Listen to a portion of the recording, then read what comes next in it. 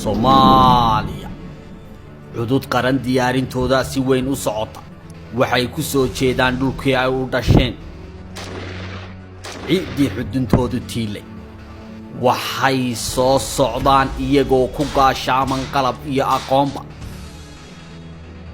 waxay ka simayeen damqashada raadadkii ay qulubtooda ku reebeen hadimooyinkii cadaawaha cidina aanay ka nabadgelin ee muddo tirsiga halaagiyo dhibtiisu gashay gugii 16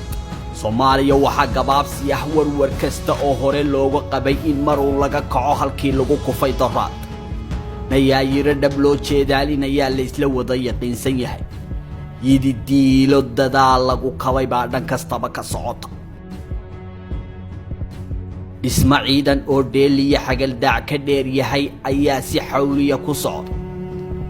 waa dabadayartii dalkan u dhalatay waxay galeen ciidamada kumanaan iyo kumanaan ku labisan aqoontii militariya tiknoolajiyadii u dambeysay ayaa dalka ku soo jeeda kumanaan kale waxay ku sii qulqulayaan faramaha cadaawaha dalku wuxuu ku wada jiraa 4 marxaladood oo isbarkan xaalad dagaal oo u muuqata in si dhab ah loo guddoonsaday ka taqalluska al-shabaab yagleelidda cudud qaran oo ahmiyadda koobaad labaad saddexaad iyo afraad ba laga dheehanayo in la siiyay dhismaha ciidamada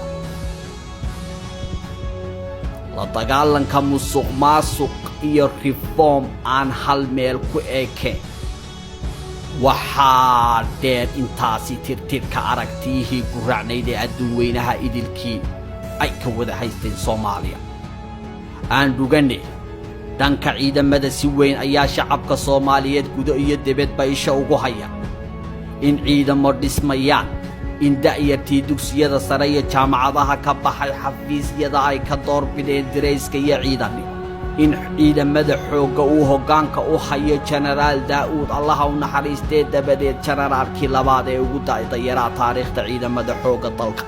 waa Generaal Odaywaaye oo isagu waliba jaranjarada ciidanimada ka soo koray bilowgii halganka muddada dheer ee cadaawaha lagula soo jiray shacabku waxay kaloo ka dheragsan yihiin inay meesha ka baxday mushahar ciidan laga cunay iyo musuq halakeeyay oo ay taasi bedeshay ciidamo dhab u dhismaaya iyo mushaharaad ciidamada 100% loo kordhiyay waxay kaloo shacabku wada daawanayaan in faramaha cadaawaha guura laga keeno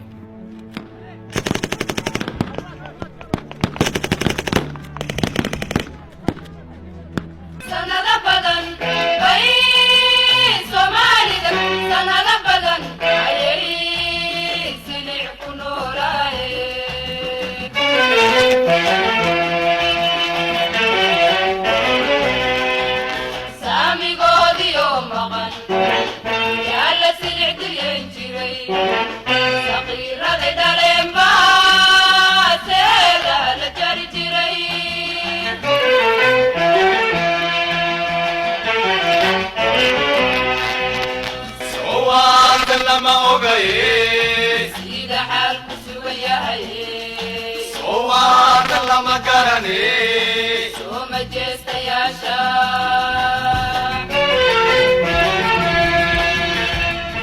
iyo in su'aalaha haatan taagan ay qayb ka yihiin gobolladii dhexe goormee cadaawaha laga xoray ciidamada shisheeye intee ka hadhay sagootintooda qaraxyadii bilaha iyo toddobaadlaha ahaan jiray waa kuwan meesha ka sii baxayee dabadeed maxaa xigi hase ahaatee aynu eegne dalku kolkuu doraad dumay dabadeed la jabay dhanna aanu nabadgelin ciidamada qalabkooda iyo xoryahooduba ay israaceen waa tii laga dhigay galangal iyo goobaar haddaba kamanaanka daayartee soo dhammaystay aqoonta commandosta military ciidamada ka kooban cirdhul iyo badba ee hormo dalka ugu soo wajahan marka laga yimaado faramaha cadaawaha ay ka dagaalgalayaan xagee loo diyaarshay xeryihii dumay barkood la gatay kuwa kale la qaybsaday qaar kale shisheeyaha la siiyay dib ma loo soo celiyay mase la dhisay xeryahaas hawl baa taale maxaa diyaar u ah ciidamada iyaba waa su'aale xaggee bay degi dalku xaalad dagaal buu geli wuuna ku jiraa si cadaawaha dagaalkooda looga biyo keeno iyana waa su'aal kale maxaa u qorshaa cisbitaaladii dumee damdaguugan iyo digaandagaha laga dhigay doraad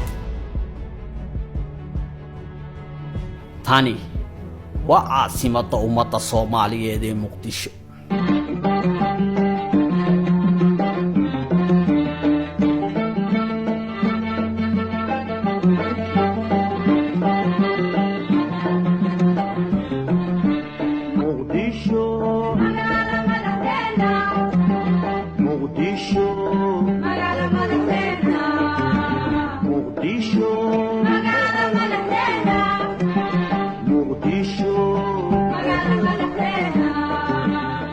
horuu socod geedi nololeed iyo dib u dhis aan baqa laga qabin inuu bariiqdo ayaa ka socda ciidamada xeryihii dumay dibaa badankooda loo dhisayaa oo shaqaa socota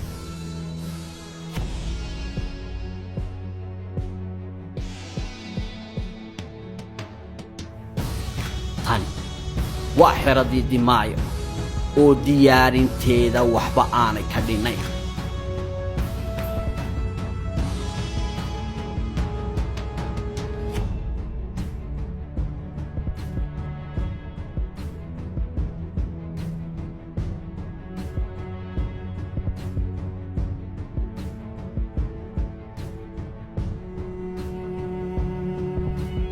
ciidan li'idu waxay Soomaaliya batay magansiga shisheeyaha ugu xandhigashadii cadaawaha dalkoo baylah galay badiya beriba xanuunka iyo dhibaatadii cadaawaha oo iyana guri looga ilmeeyay